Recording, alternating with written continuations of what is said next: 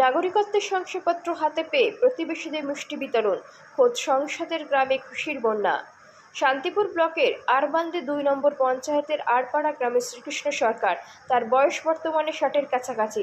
আজ থেকে প্রায় ৫০ বছর আগে বাংলাদেশ থেকে মায়ের হাত ধরে ২ ভাই এবং ১ বোনকে নিয়ে শ্রীকৃষ্ণবাবু এসেছে ধর্মীয় এবং রাজনৈতিক বিভিন্ন অনুশাসনের কারণে বাংলাদেশে না থাকতে পেরে। বাড়ি এবং চাষবাসের জন্য কিছু জমি কিনে তারা বসবাস করতে শুরু করেন এবং ওই বছরেই শ্রীকৃষ্ণবাবুর বাবা ঈশ্বর অবিনাশ সরকার পাকাপাকিভাবে চলে আসেন। এরপর voter card, ration card, electric, পরবর্তীতে আধার কার্ড, এভাবেই নানা পরিচয়পত্র হলেও সম্প্রতি নাগরিকত্ব আইন পাশ হওয়ার পর তারা যথেষ্ট এই দুশ্চিন্তায় ছিলেন, কিন্তু ভরসা রেখেছিলেন কেন্দ্রীয় সরকারের ওপর। অনলাইন পোর্টালে আবেদনের মাত্র ১ মাসের মধ্যেই হাতে পেয়ে গেলেন শংসাপত্র, আর তাতেই খুশি পরিবার। শুধু তাই নয়, দুশ্চিন্তায় থাকা বাংলাদেশ থেকে আসা হাজার হাজার মানুষ এখন তাদের স্বপ্ন সত্যি হওয়াকে দেখে নতুন করে নাগরিকত্ব আবেদনে আগ্রহী হচ্ছেন।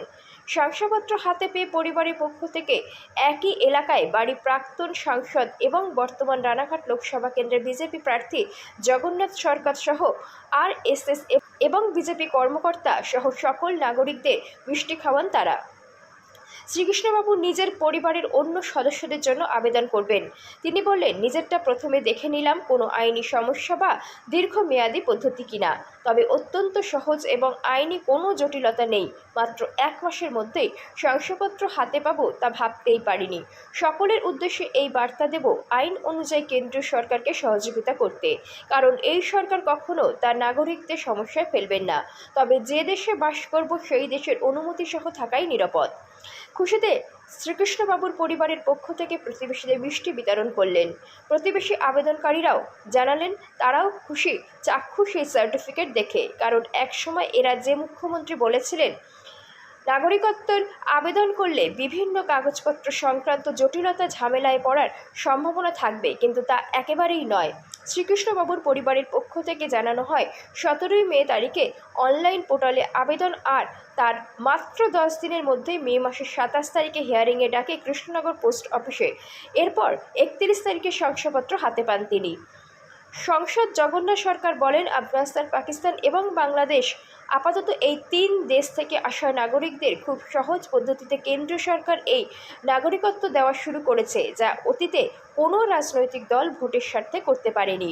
কারণ মোদিজি একমাত্র ডিজিটাল ইন্ডিয়া বানিয়েছে, যেখানে সমস্ত তথ্য সরকারের কাছে সরাসরি থাকবে, কোনো দালাল ছাড়াই। এর আগে বিভিন্ন সময় বিভিন্ন রাজনৈতিক দল তাদের রেশন কার্ড, ভোটার কার্ড, আধার কার্ড এবং অন্যান্য সুযোগ সুবিধা পাইয়ে দেবার নামে টাকা আদায় করেছে, ভোট নিয়েছে, জোর করে কত অত্যাচার করেছে তা নাগরিকরাই জানে। নদিয়া থেকে কোহেলি দেবনাথের রিপোর্ট, সুন্দর বাংলা নিউজ। হ্যাঁ, পেলেন তো? পেলে পাওয়ার পরে কিভাবে পেলেন? আবেদন করেছিলাম, আমার ছেলে আবেদন করেছিল, তারপরে হিয়ারিং হয়েছিল। হিয়ারিং করার পর দুই দিন পরেই পাইছি। তো অন্যান্য মানুষ যারা দুশ্চিন্তা, এই যে যখন সিএ যখন লাগু হলো বা আইন চালু হলো, তখন কি একটু দুশ্চিন্তা হতো?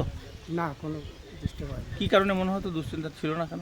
দুশ্চিন্তা ছিল যে এই দেশের নাগরিকটা হলে ভালো হয়। এমনও কখনো মাথায় চিন্তা এসেছিল যে কাগজপত্র সংক্রান্ত কোনো সমস্যা থাকলে আপনারা এই দেশ থেকে চলে যেতে পারেন বা থাকতে পারবেন না, এরকম একটা অসুবিধা ছিল, এখন এই সার্টিফিকেট আর অসুবিধা। সার্টিফিকেট পেতে গিয়ে কোনো ধরুন অনেক টাকা খরচ বা অনেক ঝামেলা বা কাগজপত্র জোগাড় হচ্ছে না? কোনো ঝামেলাই হয় না। হ্যাঁ, ঠিক আছে। তো এখন কি বলবেন অন্যদের জন্য? সবাইকে আবেদন করতে বলবো, করুক, কোনো অসুবিধা নেই। মাঝে একটা সময় কথা উঠেছিল যে এই কাগজপত্র নাকি জমা দিলে আপনারা ফেসে যেতে পারেন, এরকম ধরনের। সেটা উঠেছিল, কিন্তু আমার কোনো অসুবিধা হয় না। কি নাম আপনার নাম? শ্রীকৃষ্ণ সরকার। এই জায়গাটার নাম? আরপাড়া। পুরকাট পায় আমার মনটা খুশি হয়েছে। তো বাংলাদেশ থেকে কতদিন আগে এসেছিলেন? বাংলাদেশ থেকে না হলে 40 বছর 50 বছর হয়ে গেছে। প্রথমে কারা কারা এসেছিলেন আপনারা? আপনার স্বামী কি প্রথমে এসেছিল? আসি দেখি চলে গেছিল, তারপরে ছেলে মেয়ে নিয়ে। এই যে বড়জয়াকুর আরপাড়া গ্রামে এসেছেন, তো এখানে কি আপনাদের কেউ আত্মীয় ছিল? হ্যাঁ। তো তাদের কাছ থেকে খোঁজ খবর পেয়ে জমি জমা তখন পেয়েছিলেন? পরে কিনেছে। হ্যাঁ। তো প্রথম কজন এসেছিলেন? মনে পড়ে? হ্যাঁ, 2 ছাগল 2 মেয়ে। এই 4 জনকে নিয়ে আপনি চলে আসলেন? হ্যাঁ, তারপরে আপনার স্বামী পরে? পরে আইছে। আচ্ছা, তো এই যে নাগরিকত্ব মানে ভোটার কার্ডটা আধার কার্ড তো সবই হয়ে গেছিলো, হ্যাঁ, তারপরে কি এই সার্টিফিকেটটা পেয়ে ভালো লাগছে? ভালোই লাগতেছে। কি মনে হচ্ছে? ভালোই। কি নাম আপনার? শান্তি সরকার। ওদেশ থেকে কি কারণে এসেছিলেন? ওদিক থেকে আইলো, সকলেই চলে আইলো অত্যাচারে। হুম, তাছাড়া থাকা গেল না, চলে আইলো ওই দেখি। তো জমি জমা কিছু আনতে পেরেছিলেন নাকি এখানে এসে কিছুই পাননি? আনিছিল অল্প। আচ্ছা, কি নাম আপনার বললেন? শান্তি সরকার। ধরুন আপনাদের জ্যাঠা কাকা এরা যা পেলো, পাওয়ার পরে কতটুকু দুশ্চিন্তা মিটলো বলে মনে হয়? দুশ্চিন্তা বলতে এখন পুরোপুরিটাই এখন নাগরিকত্ব হয়ে গেছে, এখন কেউ কিছু বলতে পারবে না। এটা নিয়ে একটু ভয় ছিল, এটা পেয়ে গেছে সবথেকে গর্বের বিষয়। এখানে তো আপনাদের ভোটার কার্ড আধার কার্ড সবই হয়েছিল, হ্যাঁ, সব হয়ে গেছে। তাহলেও কি প্রয়োজন ছিল মনে হয়? প্রয়োজন কিছুই না, তবে তাও একটা সমস্যা ছিল যে নাগরিকত্ব নিয়ে একটা প্রশ্নের মুখে ছিল, সেটাও হয়ে গেল, এখন ভীষণ খুশি। এই যে আবেদনের ক্ষেত্রে কবে প্রথম আবেদন করলেন? 17ই মে, আর 27 তারিখে ডেকেছিল সামনে, 10 দিন লেগেছে আর কি। কোথায় ডেকেছিল? কৃষ্ণনগরে পোস্ট অফিসে। আচ্ছা, আর সার্টিফিকেট হাতে পেলেন? সার্টিফিকেট পেয়েছে 31 তারিখে। এই যে অনেকেই ভাবে আইনি মানে কাগজপত্র, এমনকি রাজ্যের মুখ্যমন্ত্রীকেও বলতে শোনা গেছে যে কাগজপত্র জমা করবেন না, তাতে নাকি ফেসে যেতে পারেন বা এরকম কিছু। এটা নিয়ে কোনো রকম ভয় নেই। এটা হচ্ছে খুবই ভালো একটা, মানে ওখানে সব থেকে হচ্ছে কোঅপারেট করছে, ভালো কথা বলছে, সব দিক দিয়ে ঠিক আছে, কোনো সমস্যার কোনো কারণে নেই।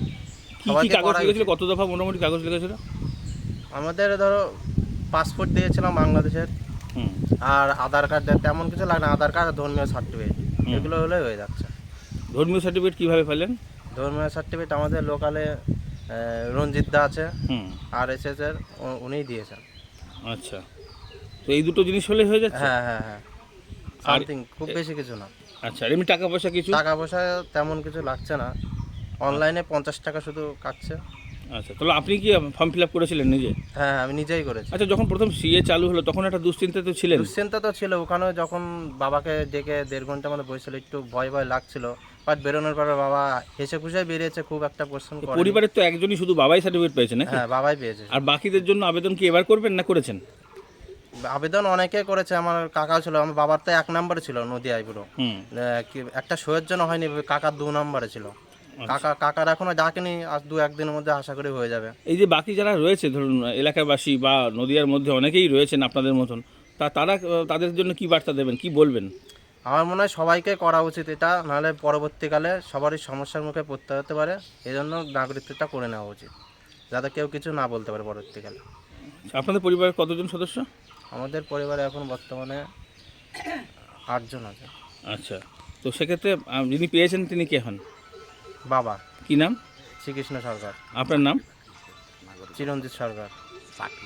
এই জায়গাটার নাম? এই জায়গাটার নাম? আরপাড়া। এই আমার গ্রামে এখানে প্রথম যিনি পেলেন এবং এরপর পর পেয়ে যাবে, পাসপোর্ট বিভিন্নভাবে ইন্সপেকশন হচ্ছে। প্রশাসন, আজকে রাজ্য প্রশাসন অনেক দেরি করে এটা শুরু করেছে। কেন্দ্র সরকার তাদের যে নিয়ম পদ্ধতি পূরণ করার পরও এটা প্রশাসনিকভাবে আটকে রাখার কৌশল নিয়েছিল, কিন্তু পরবর্তীকালে আমাদের সবার চাপে তারা দিতে বাধ্য হয়েছে। দেরিতে হলেও সাফল্য এসছে, এরপর সাফল্য এসে যাবে। দাদা, অনেকেই বলছে কাগজপত্র নাকি জটিলতা থাকছে, কি ধরনের কাগজ দরকার হচ্ছে? কোনো জটিলতা নেই, জটিলতা হলে আমাদের কাছে যোগাযোগ করতে বলছি, সমস্ত উদ্বাস্তু নাগরিকত্ব দেবো গ্যারান্টি। আর তার সঙ্গেও যারা এদেশে সংখ্যালঘু যারা ভয় পাচ্ছে তাদেরও কথা দিচ্ছি, সে যদি ভারতকে ভালোবেসে প্রথম থেকে থাকে একজন মানুষেরও ক্ষতি হবে না, তার জন্য তাদের পাশে আমরাও দাঁড়াবো। শুধু কি হিন্দু ধর্ম নাকি অন্যান্য ধর্মের ক্ষেত্রেও যদি এরকম কোনো ঘটনা হয়ে থাকে তারাও আসতে পারবে? কারণ ভারতবর্ষে একসময় তো ধরুন অনেক ধরনের ধর্মই ছিল, তো তাদের যদি কোনো কারণে... দেখুন, ধর্ম বলতে আপনি কি বোঝেন? ধর্ম ভারতবর্ষের মানুষ রিলিজিয়ান বেস ধর্ম মনে করে না। ধর্ম হচ্ছে সমাজ ব্যবস্থা, সুন্দর ব্যবস্থা ধরে রাখার জন্য ধী ধাতু থেকে ধর্ম কথাটা সৃষ্টি। গাছের ধর্ম অক্সিজেন দেওয়া, তা আপনি গাছ কি পুজো করে নাকি? শিক্ষকের ধর্ম শিক্ষা দেওয়া, তা মানুষের ধর্ম মনুষ্যত্বের পক্ষে থাকা। অমানবিক কাজ করলে এসে কেউ নাগরিকত্ব পাবে না, অবৈধ কাজ করলে নাগরিকত্ব পাবে না। মানবিক দিক থেকে মানুষের জন্য আইন, আইনের জন্য মানুষ না, সেই জন্য আইন বারে বারে সংশোধন হয়। ভারতবর্ষ মানবতার পক্ষে আছে, তাই অবৈধভাবে দেশ দখলের উদ্দেশ্য নিয়ে যারা আসবে তাদের এখানে আমরা নাগরিকত্ব দেব। শুধুই কি বাংলাদেশ নাকি অন্যান্য দেশ থেকেও? এখানে পার্শ্ববর্তী 3টি দেশের কথা বলা হয়েছে, আফগানিস্তান, পাকিস্তান এবং বাংলাদেশ। এই দেশগুলো পরবর্তীকালে সার্বিক ছিল, ভারতবর্ষেরই অঙ্গ ছিল এগুলো। আর সেই অঙ্গরাজ্যগুলো পরবর্তীকালে আজ যে বিচ্ছিন্ন হওয়ায় ওখানকার রাষ্ট্রীয় চরিত্র বদল হয়ে গেছে, ধর্মনিরপেক্ষতা নাই। তাই ভারতবর্ষ ধর্মনিরপেক্ষ, আর ধর্মনিরপেক্ষ চরিত্র বজায় রাখার জন্য আজকে আইন দরকার, আইন পাস। আর একটা শেষ প্রশ্ন, সেটা হচ্ছে প্রত্যেকটা দেশেরই একটা নির্দিষ্ট ক্যাপাবিলিটি থাকে, কৃষিজাত পণ্য, উৎপাদিত পণ্য, ফসল সব কিছু। তো সেক্ষেত্রে যদি আসতেই থাকে, সেক্ষেত্রেও তো একটা দেশের ক্রাইসিস হতে পারে। দেখুন, এখানে মানুষ আজকে আধুনিক যুগে মানব সম্পদ, আর দেশটা শুধু ব্যবসা বাণিজ্য কর্মক্ষেত্র এখন শুধু একটা দেশের মধ্যে সীমাবদ্ধ নয়, আন্তর্জাতিক চলছে সব কিছু। আমরা লেবার সাপ্লাই দিয়ে দেশ আয় করতে পারে, লেবারকে কাজ দিয়ে মেক ইন ইন্ডিয়ার মাধ্যমে সমস্ত কর্মীদের ঘরে ঘরে কাজ দিতে পারি, বিশ্বের পণ্য আমরা সাপ্লাই করতে পারি। তাই ওই চিন্তা, প্রাচীন চিন্তা, ওতে আমরা ভয় পাই না। কিন্তু ভারতবর্ষের যে রাষ্ট্রীয় চরিত্র, যে প্রকৃত সমধর্ম, যে সমন্বয়ের ভাব আছে, সর্বধর্ম সমন্বয়, সেইভাবে যারা চায় তাদের নাগরিকত্ব এখানে থাকবে। কিন্তু যারা দেশটাকে কবজা করে এক উপাসনা পদ্ধতির দেশ বানাতে চায়, আর তার আমরা বিরোধিতা করি। এখানে কোনো সাম্প্রদায়িক দৃষ্টিভঙ্গি নেই, এটা ভারতবর্ষের সনাতন সংস্কৃতি। আর এতে আছে, পৃথিবীর কোনো দেশ এটাকে কেউ দখল করতে পারেনি। অতীতেও দেখেছি যে চেষ্টা হয়েছে, 1000 বছর ইসলাম শাসন করেও ভারতবর্ষকে ইসলামিক রাষ্ট্রে পরিণত করতে পারেনি। 200 বছর খ্রিস্টান শাসন করেও ভারতবর্ষকে খ্রিস্টান বানাতে পারেনি। বিবেকানন্দ বলেছেন, ধর্ম মানে রিলিজিয়ান নয়, ধর্ম মানুষের আত্মা। তাই ভারতবর্ষ এখনও স্বধর্মে আছে।